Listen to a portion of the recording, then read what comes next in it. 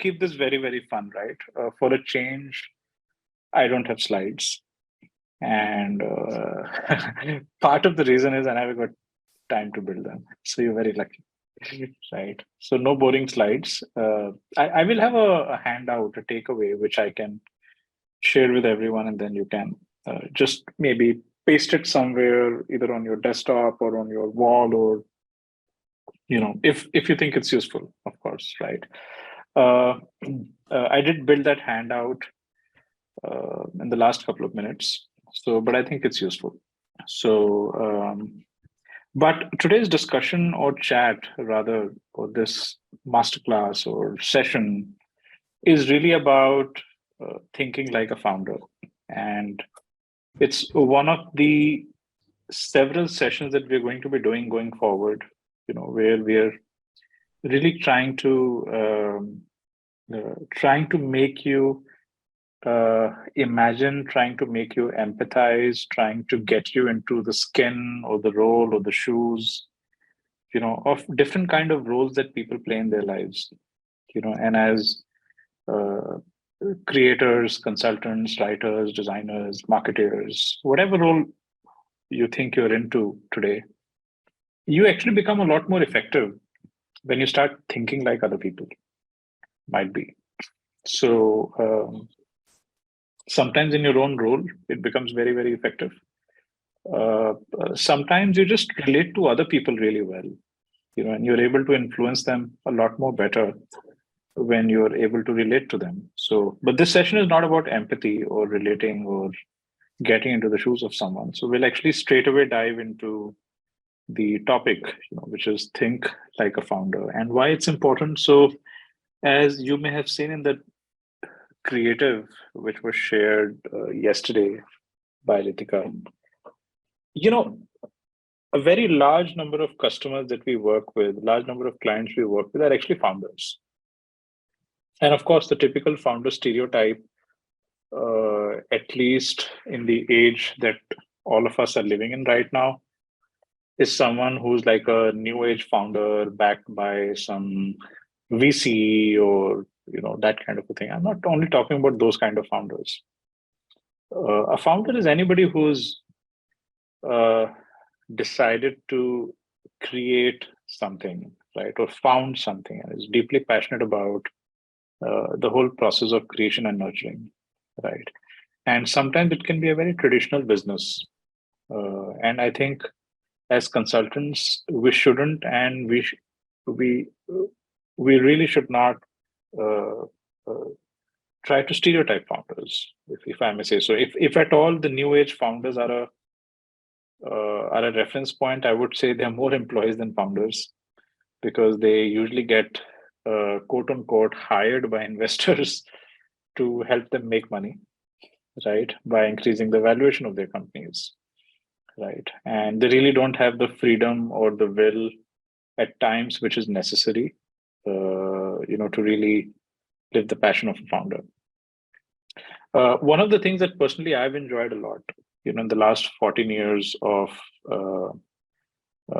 trying to build BOD, is that I've always had a chance to work with founders, right? So, and getting into their mind, getting into their shoes, getting into their skin, getting into how they like to do things, and not only has it made me a better consultant, but it has just helped me improve my understanding of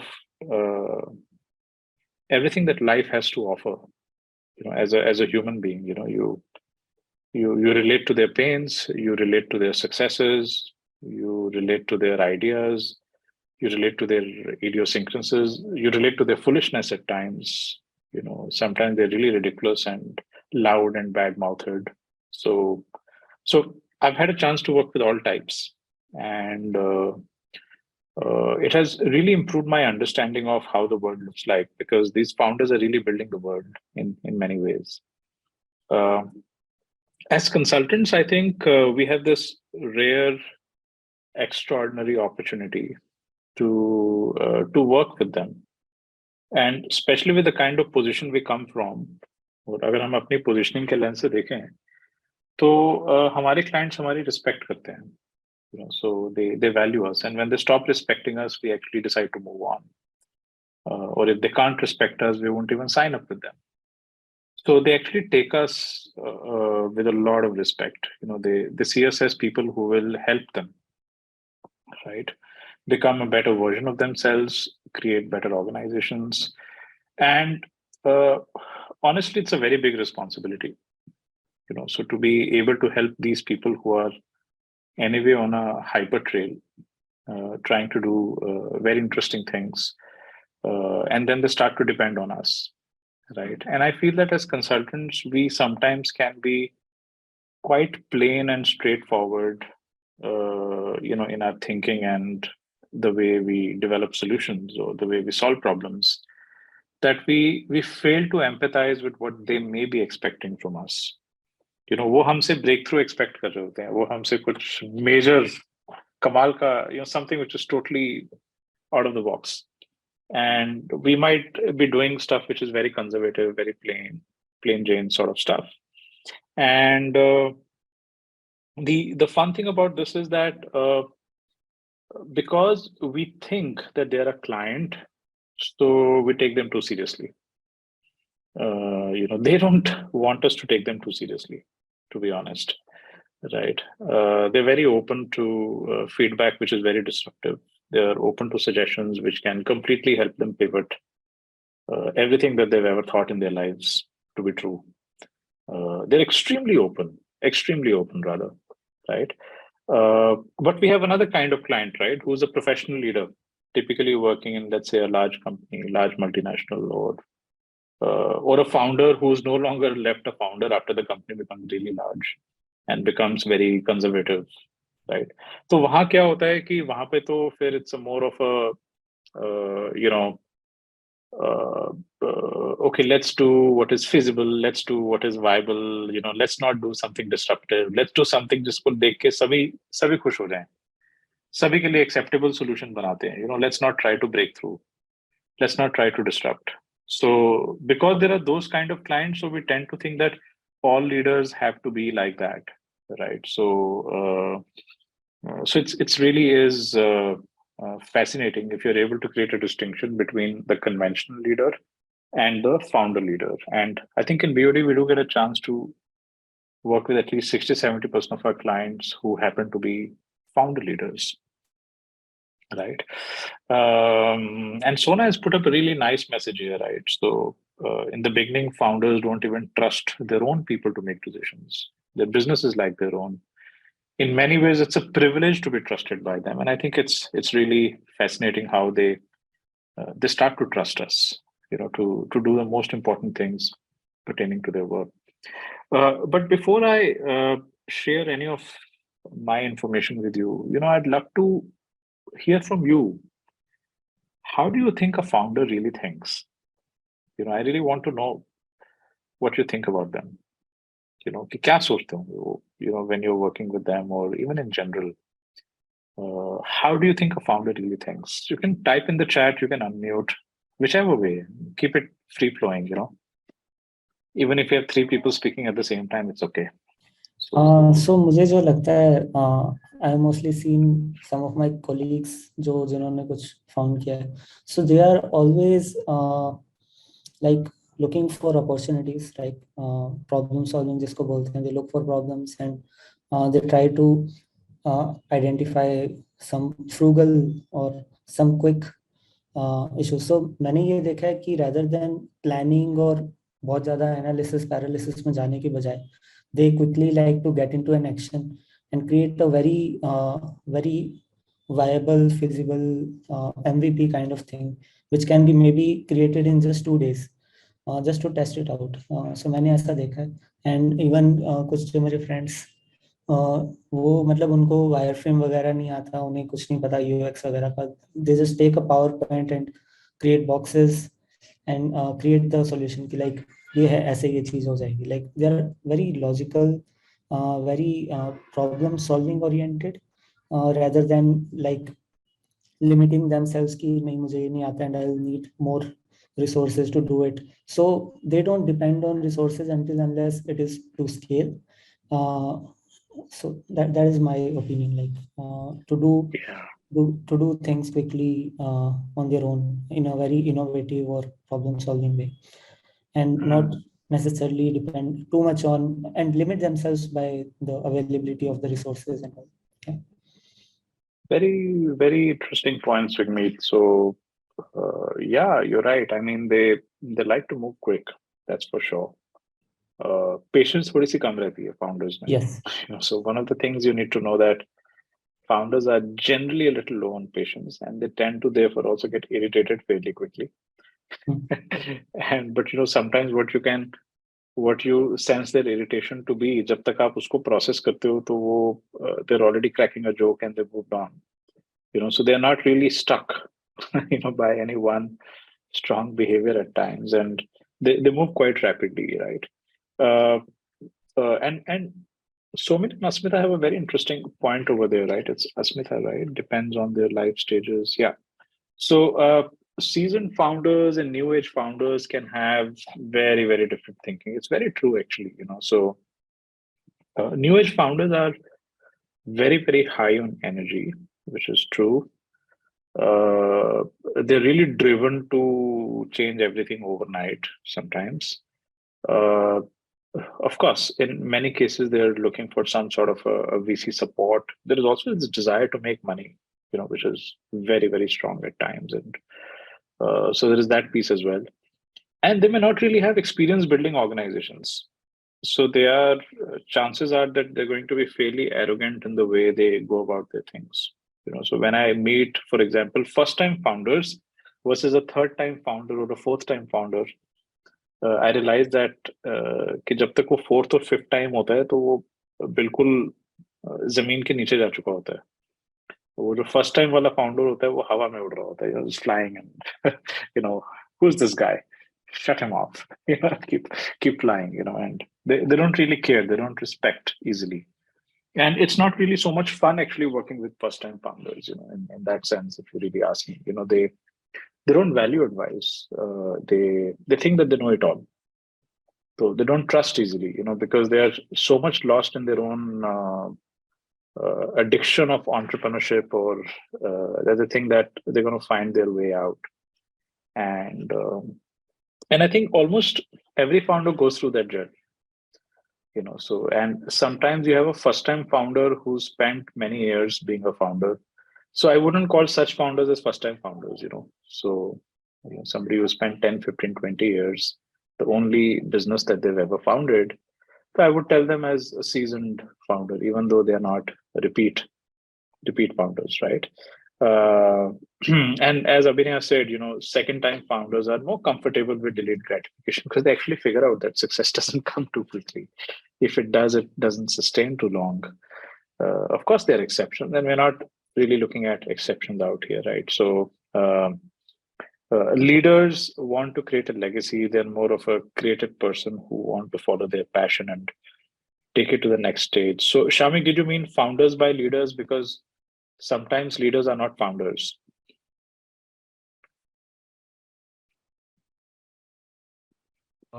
No, I mean specifically, I was listening to some talks by Turani and Karan Turani and Akib Vani. So these are leaders from fashion and creative industry. They have a deep desire to create a legacy of themselves, something which is very unique to them, like to let the world know that it is created by so and so, and they want it to continue. Yeah, very interesting point, Shamik. It's very fascinating because a lot of time people become founders when they feel this innate desire to stand out, to shine, and to tell the world that I'm a bit different from the rest of you. Right. So it usually starts at that stage. It doesn't mean that it ends there always. And this entire desire to create legacy actually is also, you can say it's a sense of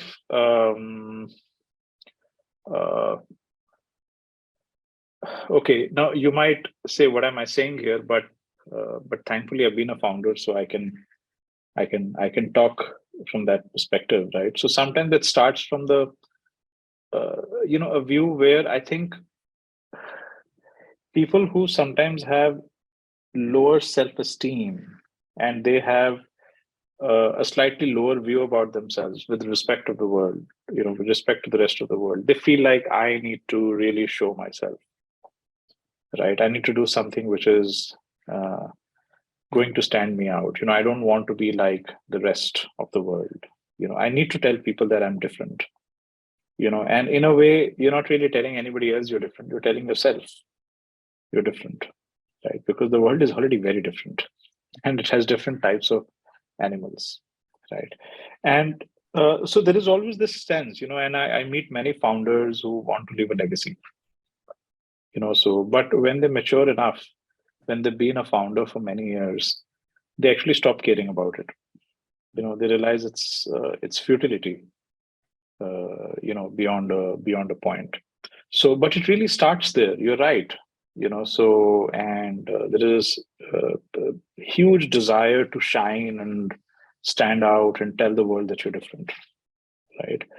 But where is it coming from? It's probably coming from a sense of a lower sense of self-belief, that you're good the way you are. But a lot of time it also comes from, and I'm not saying all founders start from that viewpoint, but like Jagmeet mentioned, so some people are just starting out because they feel like, hey, this is a problem I need to solve. Nobody's looking at it. I need to do it. How long can we have this problem around us? So there are people like that too, and sometimes you have a blend. You have people who think that they will create their legacy by solving a problem which nobody solved. Right. So दोनों चीजें हो रही होती हैं कई बार. And then they add another twist to the equation, and through this I will also make money, and lots of it. Right. So further confusion, and the more layers you keep adding, the more confusion it creates. But then founders, if you the point which you said about the passion, like this also means that founders also have a big passion about the industry they are in, and not just a passion but a kind of knowledge and connection in the industry, which is why when a consultant goes and starts talking about things which are industry agnostic, and true. the founders tend to, like, it takes them some time to really trust that something can be industry agnostic and be applicable to my industry. So I think that is where we come in to give them the idea of how they can scale and how our methods have worked across industries. Yeah. And very interestingly, on that very point, I've always found founder leaders to be more open to consultants than professional leaders or seasoned leaders. Right. So but I'm not talking about the new age founders, if I may say so, right? So new age founders, I think they're drinking a different whiskey altogether, right? So, but I'm talking about founder leaders in general, and they become more and more open as they grow, so as they become more experienced, they realize that they don't know everything. They become more accepting, of feedback. They become more accepting to learn. They become more accepting to build in a different way, so that really kicks in, right?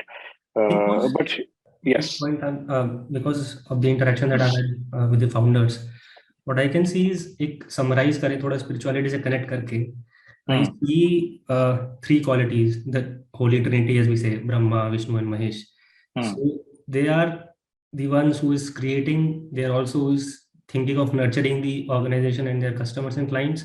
And at times they also have to take call to, blast everything off. बंद करो, सब नहीं हो सकता ये, or at least some part of it, right, so that you can nurture the rest of the things. So this is one mindset I've seen, which is very prevalent. Which is, you're right. Which is the fundamental principle behind nature and life in general, right? Anything that gets created does get completed as well, finished as well, right? And of course, founders love to seed. In fact, they love seeding more than nurturing, if you really ask me. So they like to be innovative, as Jagmeet mentioned, कि problem को solve करते हैं कैसे भी करके. Nurturing is one of the things which they don't like to do. In fact, they should be doing it. They don't like to do it. And killing is something that they're very bad at, because it sometimes means that they have to accept that they made bad decisions. So, and founders are very egoistic people, and very, very egoistic people, right? So they think they're very special. Right. So there is this very big problem that they basically start with, and anybody who's dealing with them is generally struggling to manage their egos. तो बड़ी fight हो जाती है, founders के साथ deal करने में. So, but at the same time, they can be very down to earth when it comes to really learning something new. When it comes to really accepting change. Yes, Sachin, you have something to add. Yeah, so are we talking more about their motivation or their working style or their approach towards consultants? So थोड़ा mix हो रहा है बीच में. We're talking everything. You got it right.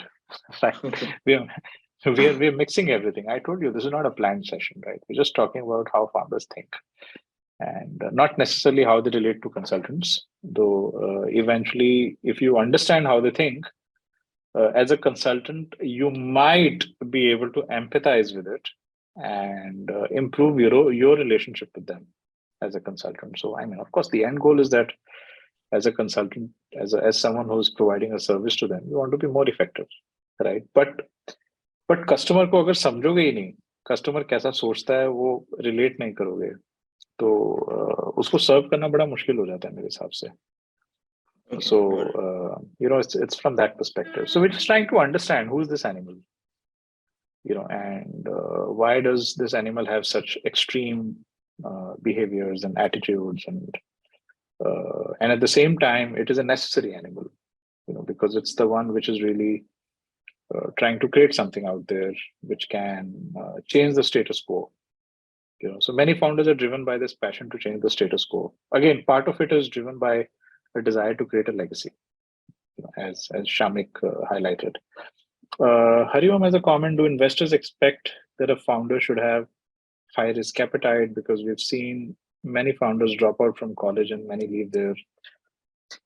I think if you start to look at a business from an investor's lens, you're absolutely right.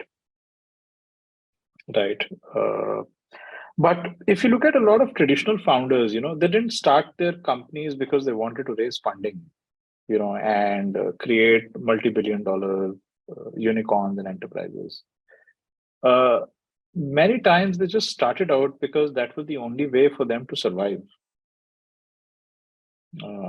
Especially if you look at the traditional entrepreneurs or people who were in the 60s, 70s, 80s generation, they're like कि कुछ भी करने को नहीं है तो चलो business शुरू कर लेते हैं. So it was a bit like that. And over the years, they figure out it's not that bad a choice, but there are so many who just keep shutting their businesses, so many businesses will just die. And there's so many businesses which are just hanging around, they're not growing, they're not degrowing. They're just barely surviving, look at maybe most of the kirana shops near your homes, so they may still be there after 50 years. They've been there for the last 50 years. They have no desire to grow beyond a certain point. But the point over here is that who are we to judge?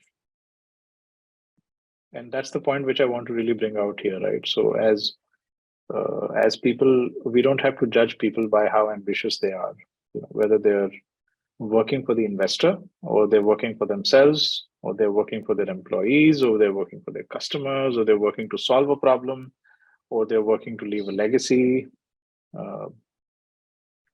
Doesn't matter, So what is important is to really understand that these people are a slightly different breed altogether.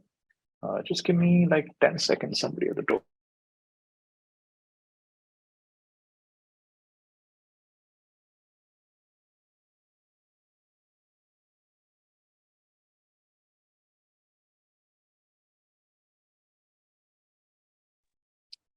Yeah. So it's really important to appreciate how they really think about everything around them, how they think about the choices they make every single day. Are they driven by things which are happening in their family, or are they driven by things which are happening at work? So a lot of times, if you talk about conventional leaders or professional leaders, right? So they're not really driven by making choices in the business based on what's happening in their family, right? So they can change their job if they don't think they're earning enough for the family at best, right? But founders a lot of times are driven by family aspirations, or family pressures. Their families are a very integral part of the business. Even the family may not actually be a part of the business, but they sometimes can be big driving influencers. So their aspirations, their goals, their challenges with survivability could actually motivate somebody to start out. Sometimes they're even inspired because they've seen something in their family which didn't work out, or something that really troubled them, and they certainly feel inspired to create an organization out of it, right? I think the point over here is that unless and only you're able to really empathize with why they're doing what they're doing, it can be quite difficult for you to win their trust. So you may just see them as simple business owners who are perhaps only looking to become rich, but it's not necessarily true, because most founders, as they start earning more and more money, you'll notice that they become more and more comfortable donating money, and they become philanthropists, right? So, and that's also a very common trait that you would actually notice. And the reason why I'm talking about these other aspects of a founder's life is because I've noticed that as consultants, what we tend to do is we're very comfortable discussing our work with them. Okay, UX design. So we wanted to make a presentation to you. Okay, product market fit presentation. Okay, another presentation. Brand strategy, positioning. Right. Let's talk about hypothesis. We are going to give you 5 recommendations which will change your business. Of course, all that is necessary. It's the work that we've got hired for, right? But unless and only you relate to where they're coming from, you'll find it very difficult to sometimes even propose solutions to them that they can value. So, and that's where I feel sometimes we become very, we end up having our blinders, that mera kaam hai bas, that's it, and this is it. This is the space from which I will operate. And and we just see them like a client. We don't really see them as someone who is a slightly different breed of, if I may say, human being out there, right? And the client also then treats you exactly the same way. So you're a consultant. Iska kaam sirf itna hi hai. And as a result, that relationship never gets created. That trust never gets built. You don't really relate, and then you don't feel related. And then as a result, you're only providing a service, so, and your role gets limited to only that. But, we are very special people, right? So as consultants, we are actually able to make a much more deeper difference to our clients. And that's because of the way we think, not because of our knowledge. I think knowledge we can acquire. There's this old thing which I like to keep saying, we need to know how to know. We don't need to know everything, right? But do you have the ability to think so deeply enough about a founder's business, about a client's business, deeper than the founder himself, right? Deeper than the founder himself or herself, and tell the founder that, hey, there is a better way to do something. The way you built it is good, but it's not good enough. right? Now, unless and only you think like a founder, you actually can't do that. You will not have the courage to do it. Does that resonate with some of you? You might keep giving high-level, superficial solutions, right? You might be giving solutions which are going to fix what has already been done wrong. You will never be able to think out of the box and say that, how about we reimagine the way you created your business? How about we restart? How about we completely transform the way you've been doing your stuff? Now, unless and only you have that courage inside you, you're not really thinking like a founder, because the founder actually thinks like that. The founder actually wants service providers or consultants who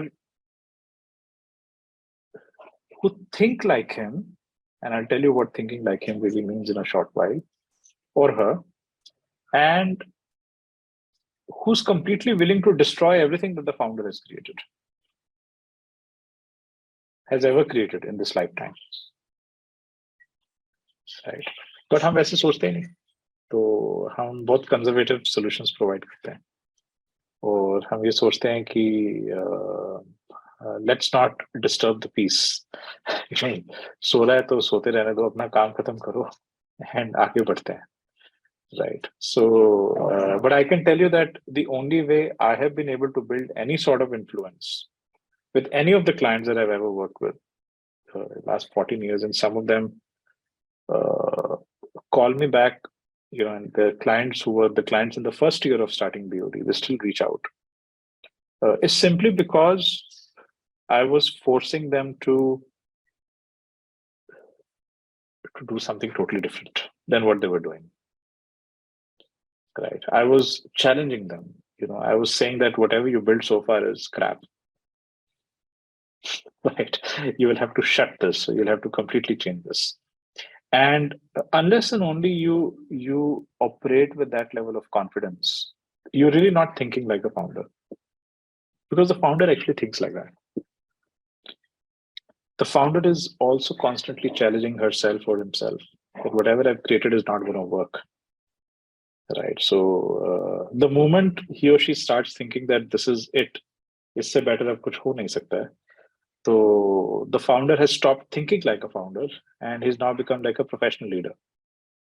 And professional leader क्या करता है? वो सिर्फ चीजों को improve करता रहता है. So अच्छा ये और थोड़ा सा delta improvement क्या हो सकता है? अच्छा चलो cost थोड़ा और कम करके देख लेते हैं.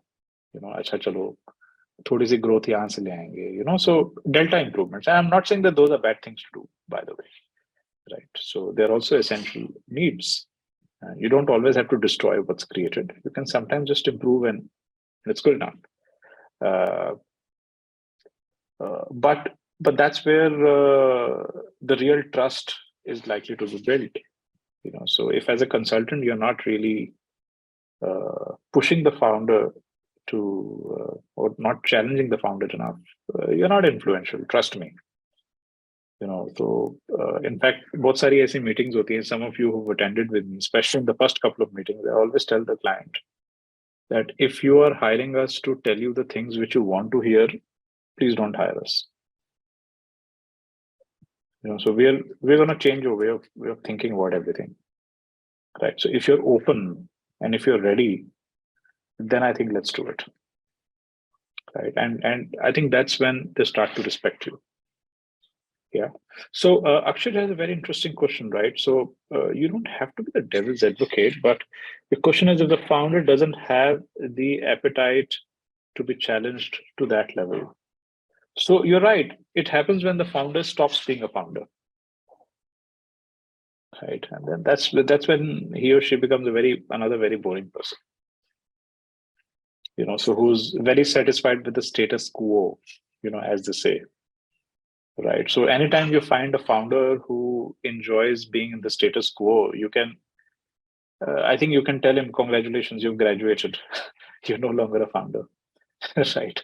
So in fact, while researching on this topic before today's session, I found out that Bain Consulting wrote a book called Founders Mindset, something of that sort.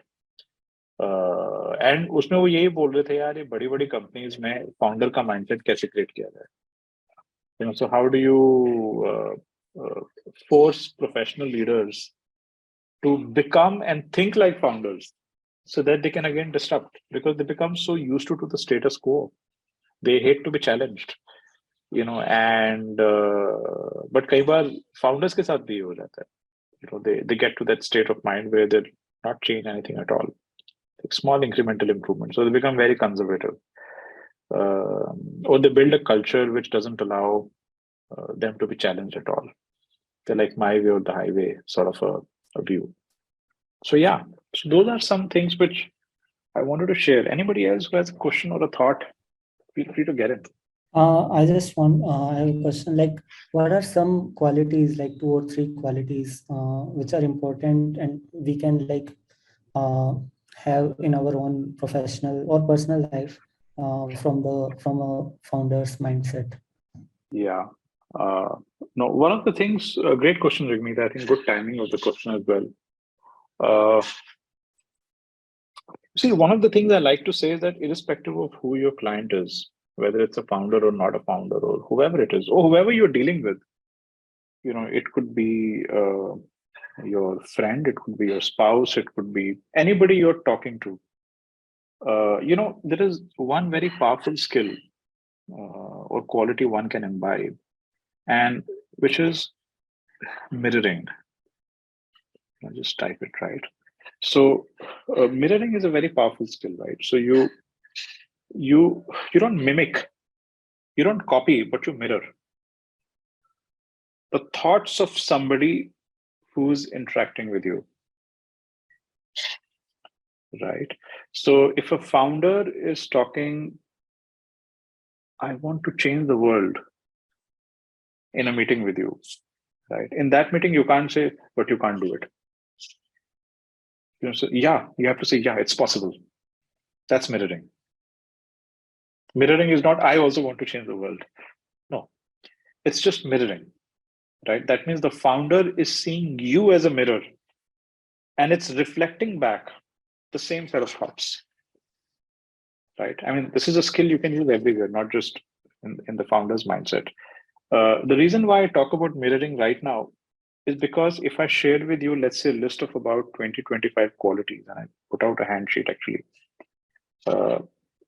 if you can learn to mirror those qualities, you will actually start to think and behave like a founder. Now, it doesn't matter whether you want to be a founder or not, right? But thinking and behaving like a founder would actually allow you to empathize so deeply with this individual, right? That this person will start to believe or trust that Jagmeet is the guy who's going to help me, right? So let me share this quick doc with you all.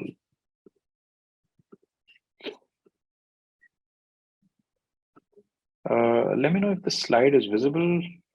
It's just a PDF. Yes. Yeah, the whole thing is visible. Yes. One slide presentation, right?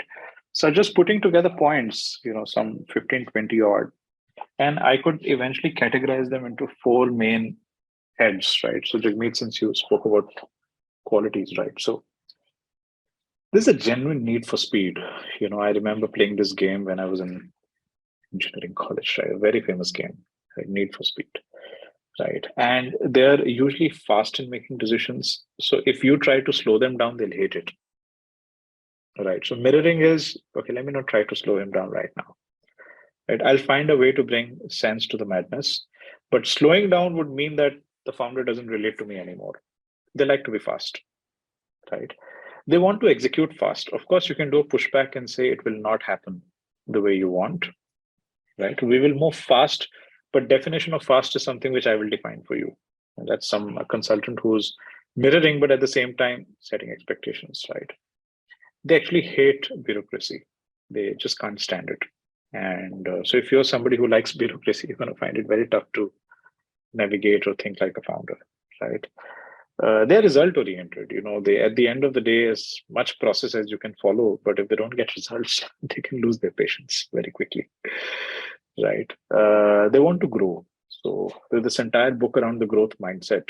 उसको founders mindset बोलो, growth mindset बोलो. I think Satya Nadella ने लिखी है, right? So refresh or something, right? About Microsoft's transformation. It was all about bringing back the founders of the growth mindset into Microsoft. Founders are not fixated to anything at all. So the day they become fixated, they stop being a founder, in my opinion.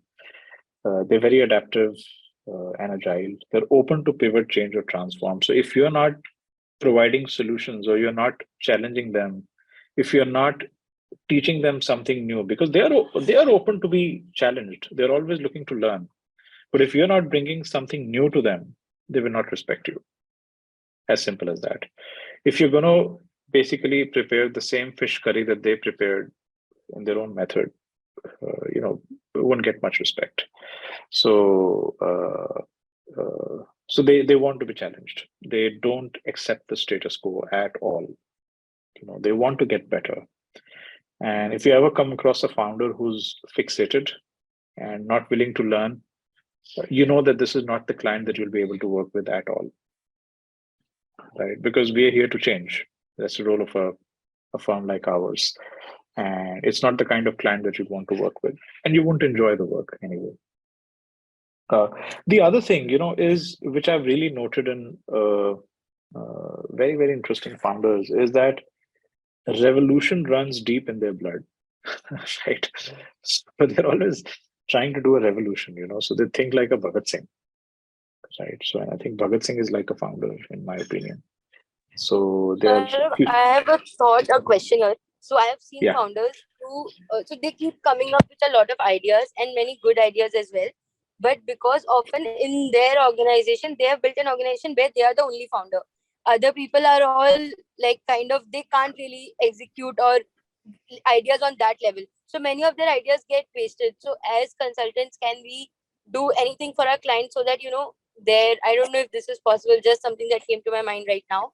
But, where and many of the ideas they have, can we set a system in place that some of those ideas can be prioritized and taken to fruition, because they have so many ideas which never come to anything because of their current responsibilities. Oh, it's a very good observation, and it's a very big area of work which is happening in large organizations right now. So, which is the Bain example which I gave you, or the Microsoft example, right? So, companies are investing a lot of money in imbibing or inculcating the founder's mindset across the organization.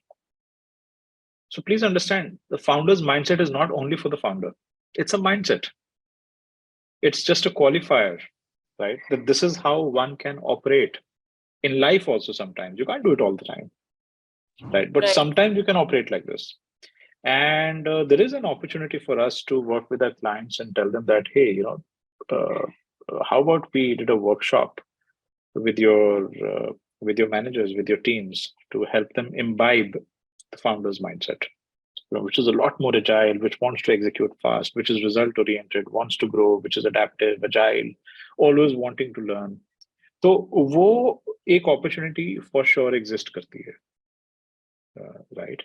And so and it's happening, by the way. It's a very big problem that large multinationals are looking to solve, in particular, because their managers have become.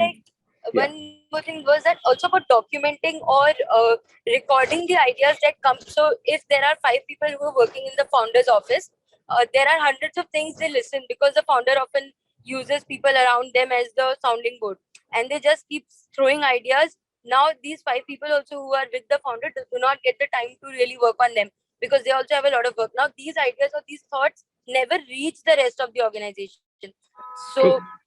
So those, if there's something we can do to, even document, if a system, I don't know how this is possible, but if we can come up with something to document these. Sure. I think these are good ideas. So by the way, we in many cases become the founder's office.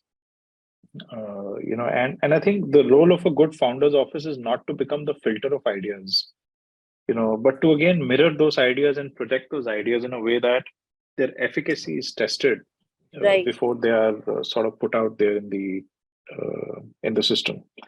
And but उससे पहले तो वो समझना जरूरी है ना, हम क्योंकि खुद ही founders office बन जाते हैं. If you really think about it, what is a goal-based strategy office?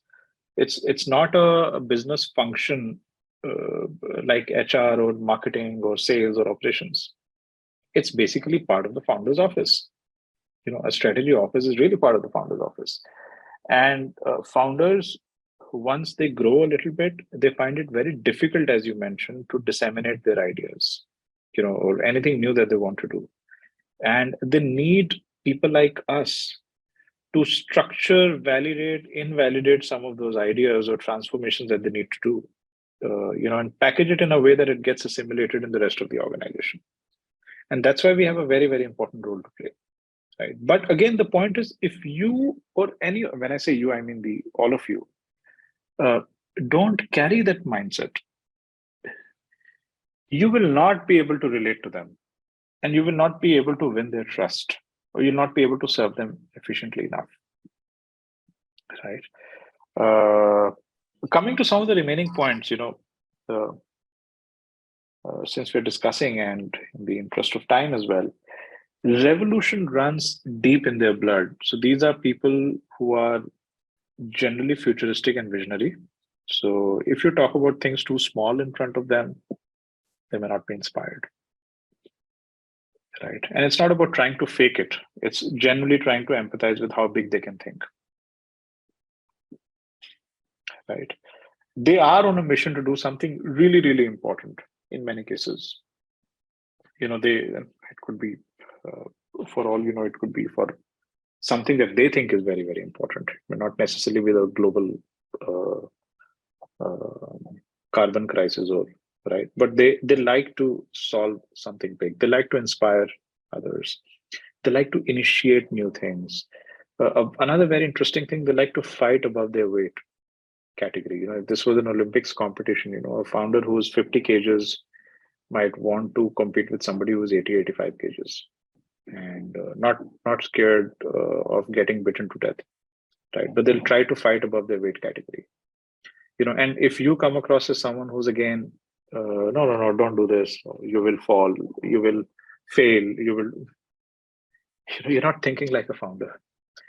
You're thinking like a very prudent, very sensible, very logical, very rational sort of a person. Right. Some of these things are very irrational if you think about it. Revolution is not rational. It's a very irrational choice. I'm going to change the world is a very, very irrational choice. Right. Knowing that it's not easy to do it. But the other amazing thing is that founders like to thrive on responsibility. They're going to ask you tough questions about money. How is capital getting deployed? Language can be different. They may use words like ROI kitna hai, right? But they want to know. They like to take responsibility. They want to take ownership. They want to be detail oriented. They like to take problems head on.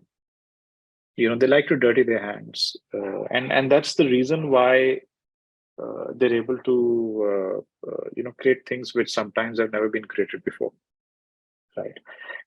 But again, it's not so much about everybody has to be a founder. It's only about, can you relate to how a founder thinks, right? Some of you will actually end up becoming founders, by the way. So at some stage of your life, you might feel like, mujhe shuru se kuch karna tha, or I'm going to do it now, right? So again, there also these values are going to be of immense use to you. So for example, when I decided to become a founder, at that time I was working in Citigroup, right? So, and I spent about 3 years over there. But in those 3 years also, I was trying to imbibe a similar set of values in the way I did my work. And my boss loved me. I got so many promotions in just 3 years. But the whole idea was because he was not loving me or liking me. He was liking my mindset, the way I approached work, right? So such people generally end up growing anyway, right? Because if you think about it, remove the word founder. But if you only focused on these 4 values or these 4 behaviors, forget about if it's founder's mindset or anything else. But these 4 things are really cool. The need for speed, not getting fixated to anything, always willing to learn, always willing to change, always willing to inspire, want to work for something large, want to take on responsibility. Who doesn't like such people? Everybody, the whole world likes such people. Right? So एक minute के लिए अगर हम वो founder word हटा भी दें, तो even then these values are of immense value to the world. But don't you think that the need for speed sometimes become somewhat of a catch-22 as well for a founder, or like a double-edged sword in terms of just longevity of the business or the KPIs through which they're measuring themselves? Absolutely. So it's not to deny that in सबके counters नहीं है. So imagine a situation if somebody is always वो कहते हैं ना sir पे कफन बांध के और तलवार लेके निकले पड़े. Of course, it's not sustainable, right? But this is just about appreciating that this is how they think. It doesn't mean that this is how they will always act. So they feel impatient. They want to grow fast. They want to execute fast. It doesn't mean that they will act that way. They can be rational.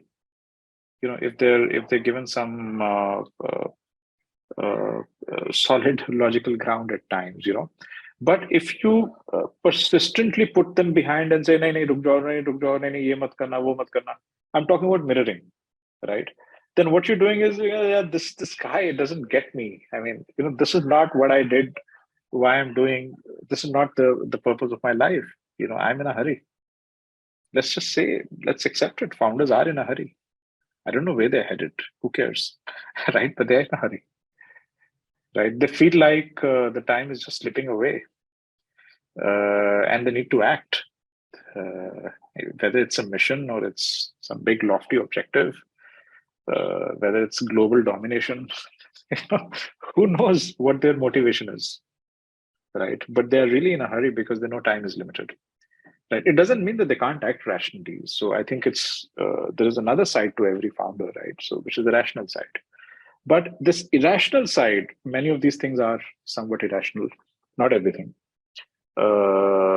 really allows the world to move forward.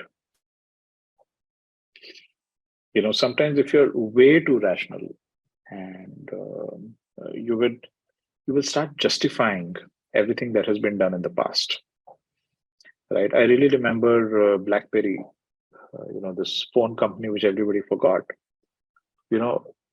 After a point, they had reached a stage when they really became global leaders. They stopped innovating. They thought that the end of mobile phones was the keyboard-based phones, and that just became a limiting factor, right? So anybody who was able to think beyond that, whether it was Apple or anybody, managed to disrupt them, and they were very, very successful in doing that. So if an organization starts losing that edge, which I really think is this mindset edge, is when you can see that this company is now going to start degrowing. Even if it comes to stock market investments, if you're investing in shares, please look at the company and its leaders and try to see. So it's not to say that they're always thinking like a founder, but you do want to find at least some signals कि ये कुछ change करना चाह रहे हैं क्या? Are they really fixated to what they've created? Are they doing the same business which they did 10 years ago? Or are they trying to create new lines of businesses? That will actually guide you to decide whether you want to be invested in them. So please understand that everybody is looking up to people like them. They want to bet on people like them, right? So and that is also a set of skills or attributes that you might want to imbibe in yourself. Hey, can I think like this? It doesn't mean that you have to become like this. It's only about thinking like this, right? And it's not in all situations, at least in some situations where I need to think like this.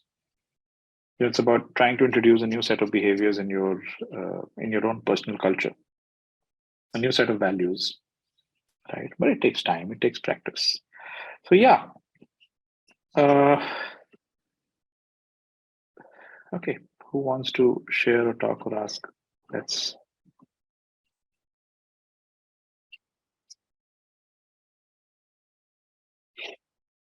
Let's take a few questions before we wrap. Or observations? I have a question, Saurabh. Yeah. So, while you've told us a lot about how these founders think, but we also know that in most organizations, at least when we work with them, we're not just working singularly with a founder, but a team who works with them, functional heads, functional leaders, and a lot of times they come from a space where they want to either like retain the status quo. They come with their experience, which makes them feel like, oh no, this is the way to go about it. And so we might be trying to mirror the founder, but we've got all of these people around us saying that, no, this is how it's done and this is the best way to go forward.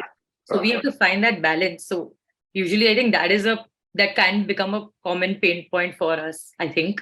So how do you deal with something like that where you've got to balance both these parties since they are also influencing the founder at whatever level they are? Yeah. No, very, very good observations, Abir. And the answer to that is, if you look at this second set of values, not fixated to anything, being adaptive and agile, this is what at least I do. When I'm sitting in front of a founder, I imbibe the founder's mindset. When I'm sitting with a manager, I imbibe the manager's mindset. And then I try to marry the two. So again, mirroring, right? If you get fixated to a founder's mindset, again, you've stopped thinking like a founder. So it's a trap, right? So a founder himself or herself would also not always think like a founder for the same reason. So that adaptability or that adaptiveness or that agility which you need in dealing with people of all types is very, very essential. So yesterday Atisha was sharing a very interesting, fun example. Atisha, was it yesterday? I don't know if he's there in this call. So yes, it was yesterday. It was yesterday. Okay, yeah.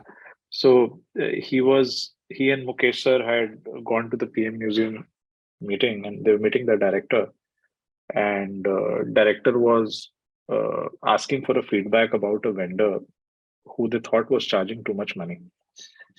So they were asking Atisha, the director, कि आपको क्या लगता है कि ये पैसे ज्यादा ले रहे हैं आपसे, आप अगर करते तो कितने में करते? And I think the answer Atisha gave was, Atisha, are you there? You want to explain that? So I don't know if he's here, but I think the answer Atisha gave was, sir, wo to pata nahi, matlab, maybe they will be able to tell how they priced it. He didn't give a straight answer, right? And the director ended up saying कि तुम्हें तो government में होना चाहिए था, तुम सीधा जवाब नहीं देते हो. Right? Now, it doesn't mean that Atisha had to be in the government. All it meant was he was very adaptive to the situation. And he was only mirroring the kind of people he was dealing with. A bunch of completely non-committal people who will not put a very clear word out there, who would not, call a spade, and giving them the kind of response that they're used to hearing. So, and it's just mirroring, right? Similarly, if you're talking to a person who wants a straight answer and who deals with straight answers, you give straight answers,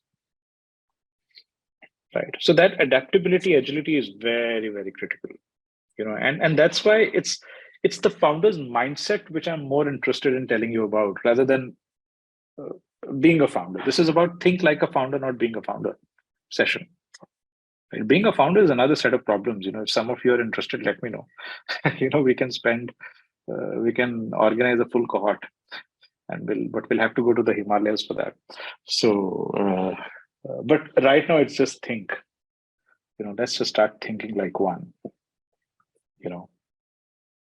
And agility is a part of that. Yeah. Anybody else?